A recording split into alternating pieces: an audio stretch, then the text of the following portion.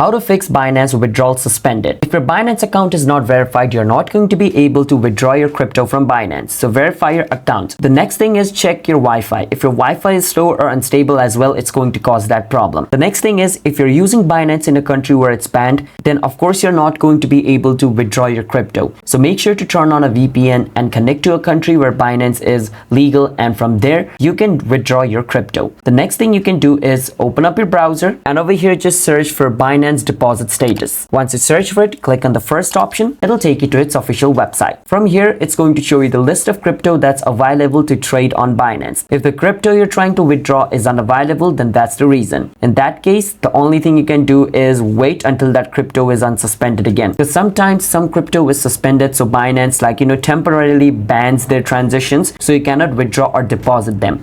In that case, the only thing you can do is wait. And if it is caused by a bug, you can always delete the Binance app and re-download it again to fix that issue. So that's how you guys can do it. Subscribe to our channel for more videos like this.